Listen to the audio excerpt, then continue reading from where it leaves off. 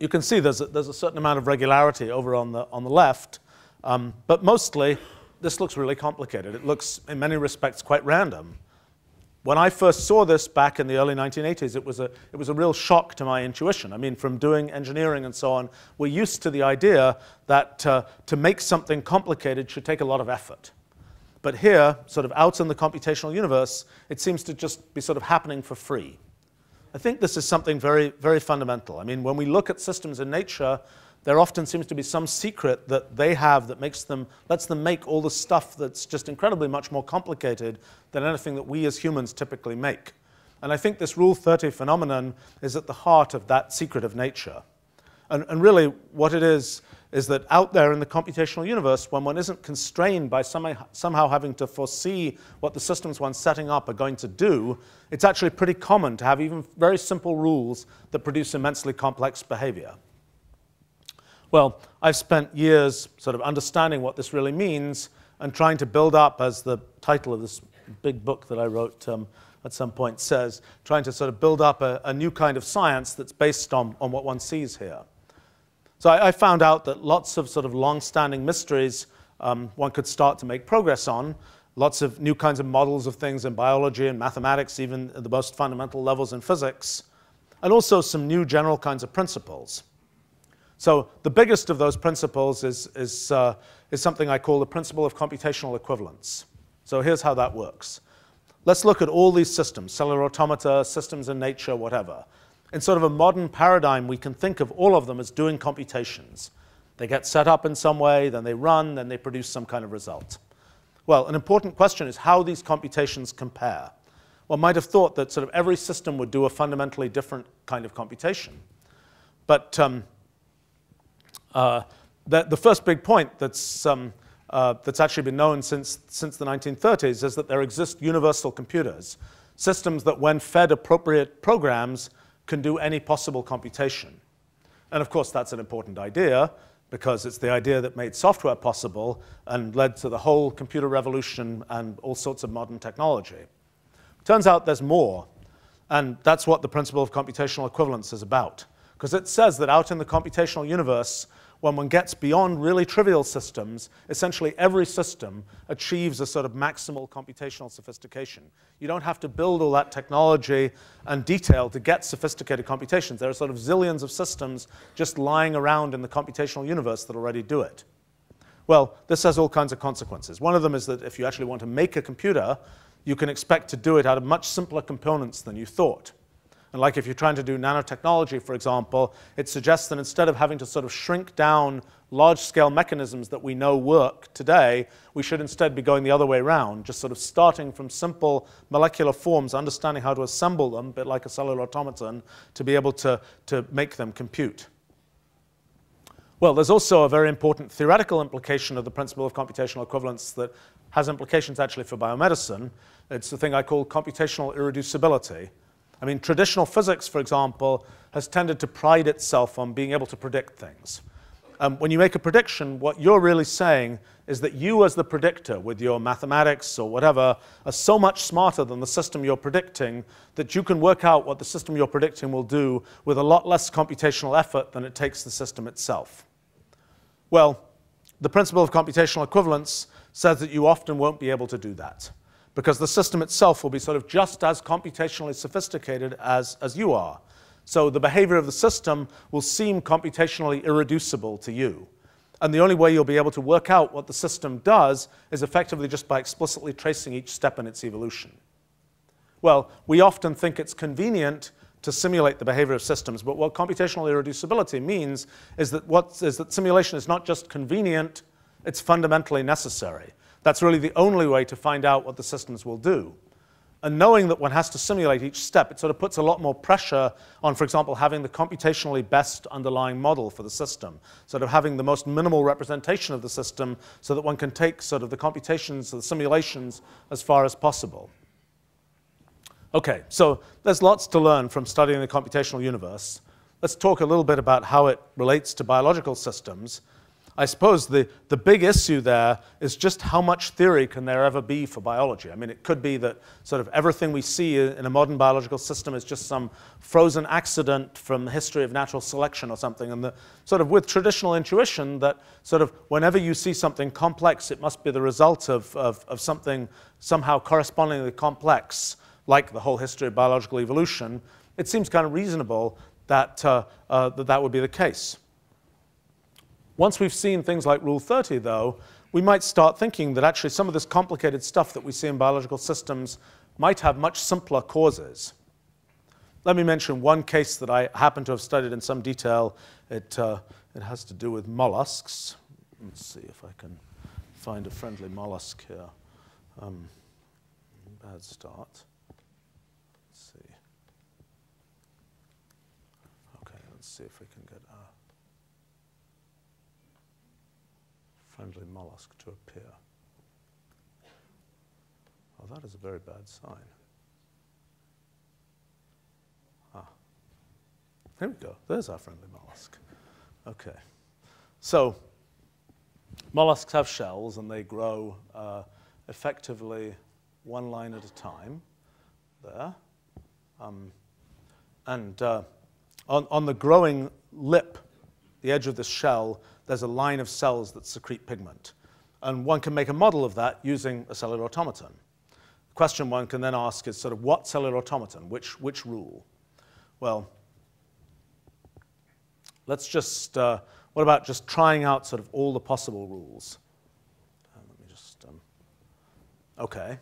So here's what you get if you do that.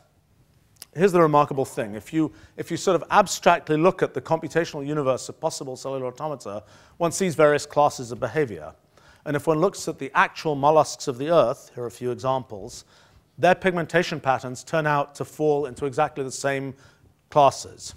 So it doesn't seem that there's sort of a whole elaborate chain of natural selection that's carefully crafting these patterns. It just seems as if, in a first approximation, the mollusks of the Earth are just trying out every possible pattern, and then we get to see the outputs from every possible program, and then we get to see the outputs from those programs effectively printed on the mollusk's shells.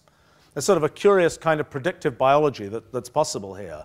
In addition to seeing sort of simple stripes and spots, knowing about the abstract computational universe tells one that, yes, there will also be things like elaborate triangle patterns, too. It's not so much like with natural selection, where one predicts that there should be sort of a missing link, a smooth interpolation between two forms. It's something that's based on sort of the strange intuition of the computational universe, understanding the kind of abstract diversity that we know exists out there.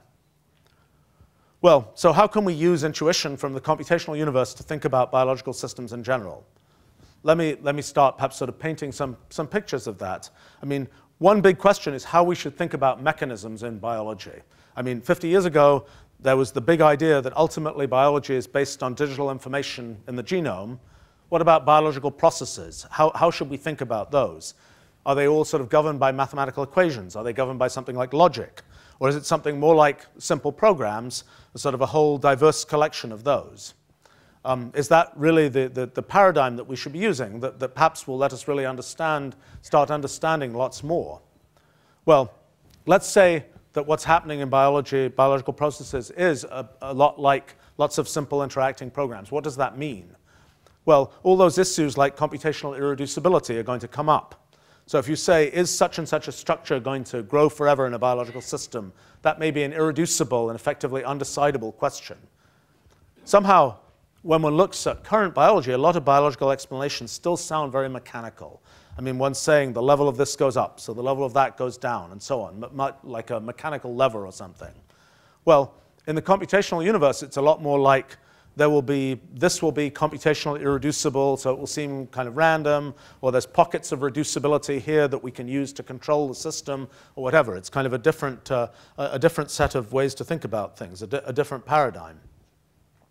By the way, I think it applies not only at the sort of molecular or chemical level, but also at the structural level. I've spent a lot of time trying to understand how all sorts of biological systems and structures and so on grow, a bit like with the mollusk pigmentation patterns, all over the place, whether it's shapes of plant leaves or human biometrics. One finds that there's sort of a whole space of possible forms that get covered. And there's a lot of unexpected stuff in that space. It's not something sort of smooth with just one bone getting longer, another one shorter. It's full of surprises, but completely predictable just from sort of the abstract structure of the computational universe. Well, okay, so some aspects of biological systems, some specific subsystems may correspond to pretty simple programs. But by the time you've got sort of a whole human or something, it's a big collection of different systems. So how should one think about that? Well, in engineering, there's been gradual progress in trying to model systems with lots and lots of parts, like cars and planes and chemical plants and things like that. Actually, recently, we just announced a big new initiative in this direction. We can talk first about systems that are modeled with traditional mathematical equations like Newton's equations or Kirchhoff's laws or for circuits, something like that. Turns out there's a very definite structure to those kinds of equations, even if one might need 10,000 of them to make a decent model of something like a car. In the past, it's been pretty much impossible to do an accurate job of solving all those equations and the constraints and so on that come with them. But it turns out that there's a key to making progress is having a really broad base of algorithmic methods, because this isn't just a numerical computation problem. It's also a graph theory problem. It's also, as it turns out, an algebraic computation problem. And after about 25 years of development, we're finally at the point with Mathematica where we can actually do this, actually work with models with hundreds of thousands of equations and so on. We just acquired a company, MathCore, that's been developing related technology based on Mathematica for many years, and we're starting sort of the process of integrating all of this into Mathematica. It's sort of interesting. In the modern world of Wolfram Alpha, what we realize is that getting all those models for components and so on is just another curation problem. And then deploying it is also sort of a Wolfram Alpha kind of thing. Being able to run models for large-scale systems within the Wolfram Alpha cloud, being able to ask questions about them using free-form linguistics out in the field, getting results on mobile devices, whatever. You might want to do this if you're trying to debug a gas turbine in the field, making use of some model off in the cloud that says how it works. You might also want to do this if you're doing something medical in the field. Of course, to do that, you'd have to have the underlying model. And it's not like a car or a plane where we've specifically engineered a system with a model in mind. We've just got a system out there in nature. Well, of course, lots of work has been done trying to figure out pathways and networks and so on for biochemical processes. And indeed, in Wolfram Alpha, we already know a lot about lots of those. And for some systems, one can already expect to use sort of systems modeling technology of the kind that we're building, showing here, for example. But ultimately, I think it's going to take sort of a combination of this methodology with methodology that we get from studying the computational universe. I mean, in biology, with all the new measurement technologies that are coming online, we're gradually starting to get oodles of data on lots and lots of things. Now the question is, how are we going to make sense of all of this? What models are we going to make for all of this data? So a traditional approach has been, in effect, to set up mechanisms and formulas, then to use statistics and so on to fit parameters. Well, our new kind of science, goes by the acronym NKS usually, gives sort of a different idea. Because in the computational universe, it gives us sort of this immense collection of possible models. Here's just a typical kind of sample. There are models that do simple things, models that do complex things, lots of diversity. So with pre-NKS intuition, we might have assumed that the only way to get reasonable models was somehow explicitly to construct those models. But what NKS shows us is that there's something different we can do. We can just imagine searching the computational universe to find models that fit whatever phenomenon we're looking at. I've certainly done this a lot over the years, and there are all kinds of methodological things still to learn about how to do it, but it's remarkable how well it can work. That sort of out in the computational universe, one routinely finds sort of the most surprising kind of creative model for something. There needs to be a lot more done on this in biomedicine, but I think it's an interesting direction. Even before we know the details, there are already things we can start to see, kind of general phenomena, for example, related to computational irreducibility.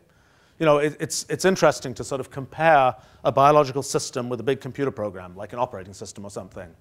Both of them are set up in a certain kind of way. They have to respond to all kinds of stimuli. Both of them gradually build up kind of more and more cruft and eventually die. Only to be restarted and sort of reborn again in the next generation. Well, in medicine, we've classified things that can go wrong.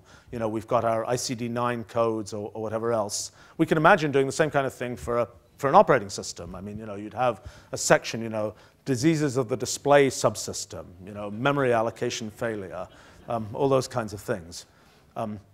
Now, in the operating system, we do, at least in principle, know how all the underlying pieces work. But actually, at a diagnostic level, it's still sort of large-scale classes of behavior that seem most relevant. One thing we realized, though, is how complicated the identification of diseases, so to speak, can be. Maybe we'll know that the disease is localized to some particular piece of code, but usually there's going to be an immense story about how interactions with other pieces of code and so on work, and sort of an almost infinite number of variants. It'll be something that at some level is describable in sort of an algorithmic form, but it's not going to fit neatly in sort of an ICD-9 code or something like that.